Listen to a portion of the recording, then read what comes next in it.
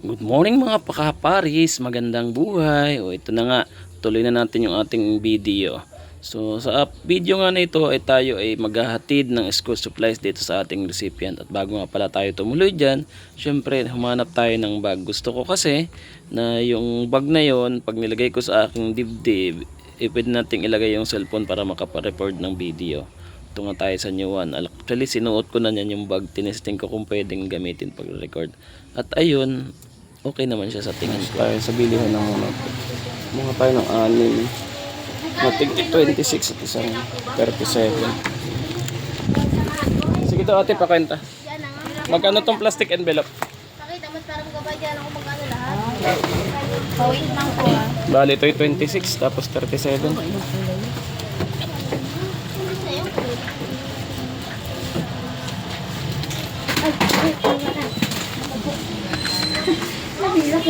26 times 6 plus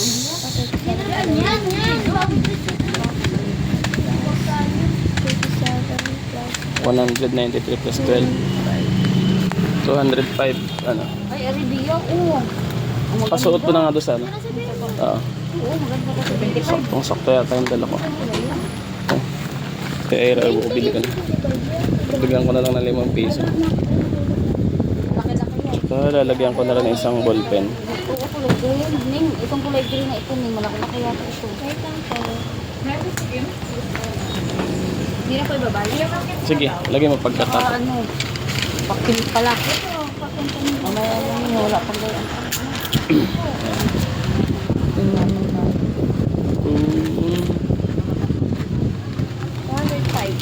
Sige, doon na lang ano. 205 pesos.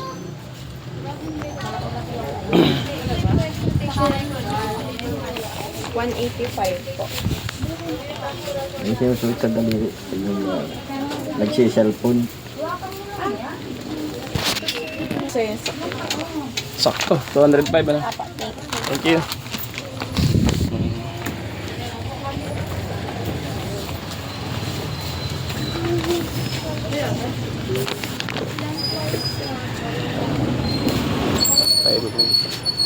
Sa Argosino Paper Mart. Let's go.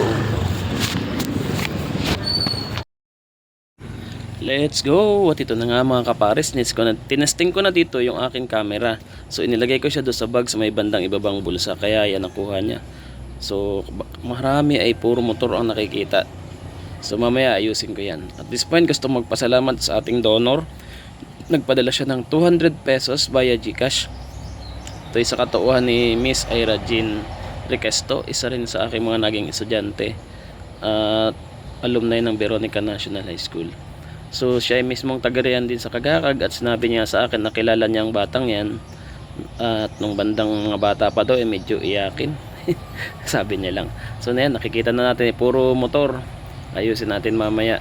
Pagkalipat niyan ay medyo maganda naman ang ating nakikita.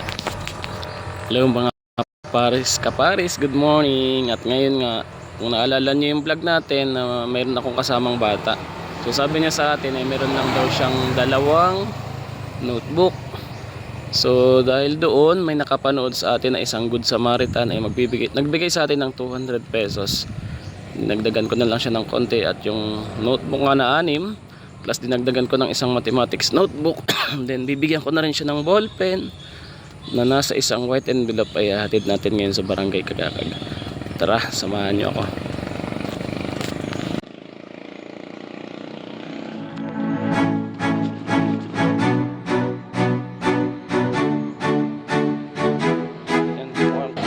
Yan, mukhang kala niya walang motor si Paris. Mayroon po tayong motor.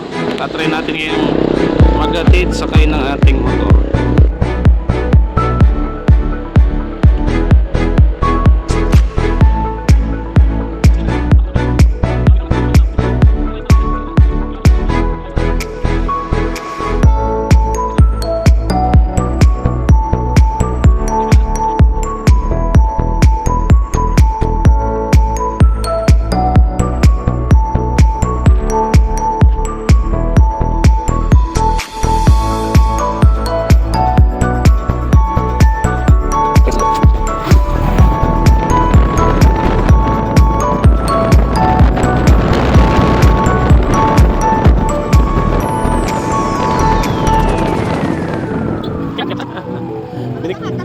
Kaya dala ako na Aaron ng 200, bibigyan ko ng notebook yung bata. Yung aking binidyo.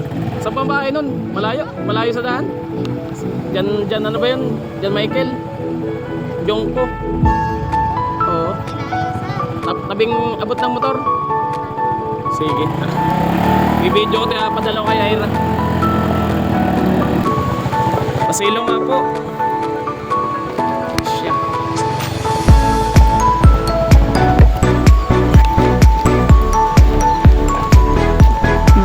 Pasilong po. Para naman pawala na. Niluloko lang ata ako.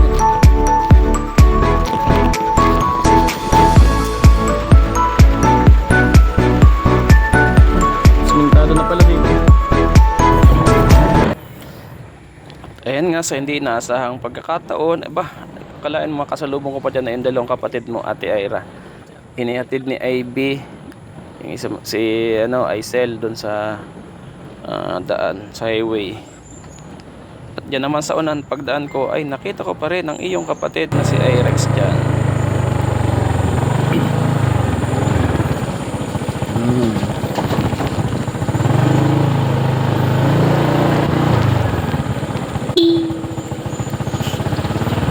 Saan? Ilaya. Doon sa binidyo ko. Nagpadala sa Era ng 200, bibigyan ko ng gamit. Saan bahay nun? Sino ba? Si John Michael Jongko. Saan bahay nun? Abot na motor? Baka putikan. Ilang pa naman? Ahon? Awan, maghahanap ako dito ng batang kilala at sasama ko. Hindi ko alam ang bahay nun. Yung batang iyakin daw dapat, dati sabi ni Era. Iyakin. Kamo dyan sa Maylaya. Wala, nakakwentuhan ko nga idadalo daw ang kanyang notebook. Edi bibigyan ko ng gamit. Bigyan naman ni Era yung 200. Dinagdagan ko ng kaunti.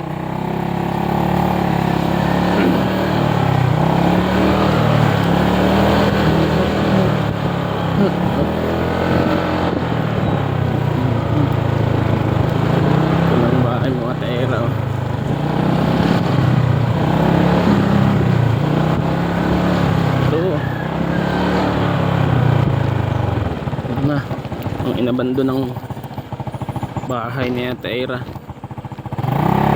Salamat nga pala Ate Ira sa iyong tulong. Nahatid na natin.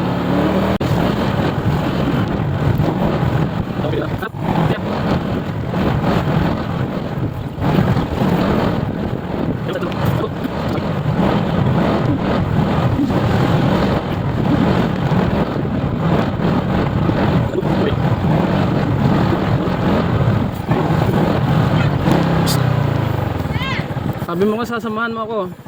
Saan ang kila ano? Saan ang bahay niyan? Malayo? Sir, nakita ko yung vlog nyo. Saan ang bahay mo ano? Saan nasa dulo po? Tara na, isasauli na kita sa inyo. Yan bang tinatawag na Imboy? Opo. Sir, naka-video yan? Awang ko. Tara na. May lakad ang bahay nyo? Wala. Ay, lulapit lapit. Sir, laylayo yung nilalayo. Dito ka lang titigil yan sa may kasada.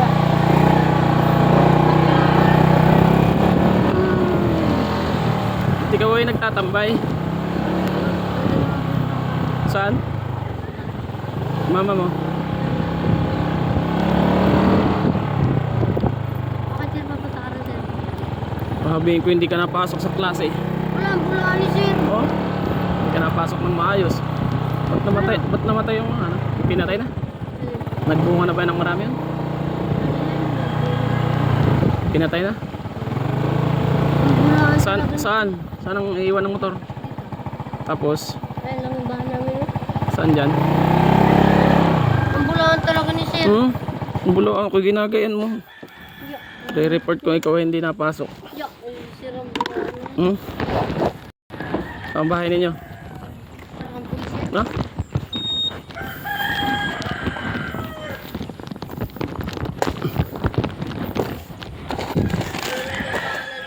Ha? Nang? Pangalan naman. Yung tatay mo?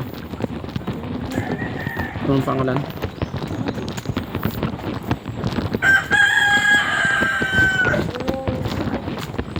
I-report na kita at di ka napasok.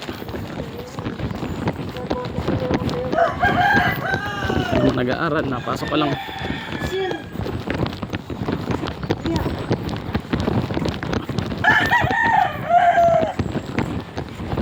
Ano, pinatay na tapos ng mamunga. Nakadami nang naibenta dyan. Nakarami nang naibenta.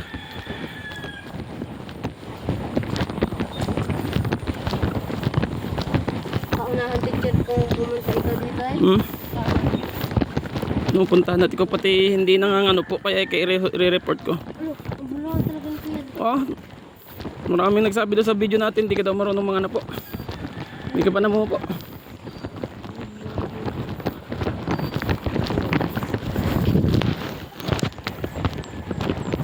Saan ang bahay niya?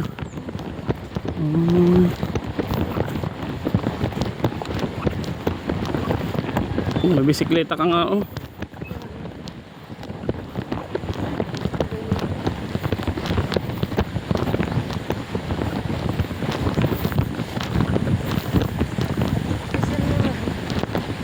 Yeah, naulan dyan mo na ako papatulugin.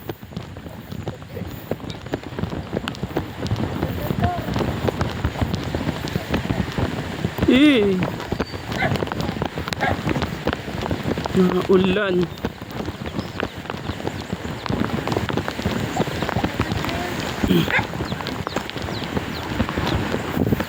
Tao po, pakikisilo nga po.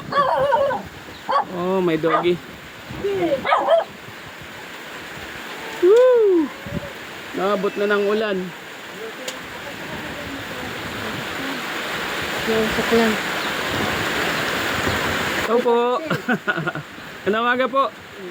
Kayo po ang magulang nito niya na. Opo, Ah. pasok po kayo. May bagong timplang kape parang ako alam nyo na dating. Eh, nagano lang po ako. Nung misa ako kada ano kaya kasama kami naglalakad. Okay pa lang po bang i-video? Ka-video ba ito?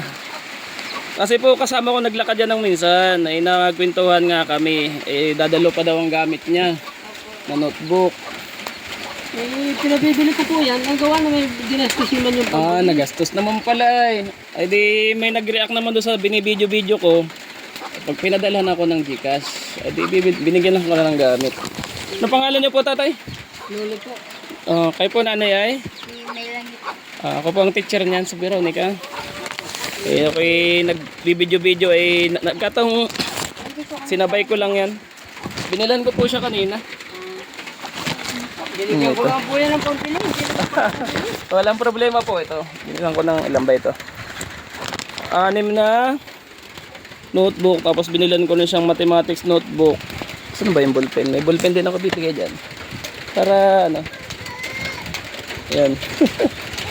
Karating po ako dito sa inyo. Oh, maganda itong ballpen mo. Binilihan ko pa ito sa National Bookstore.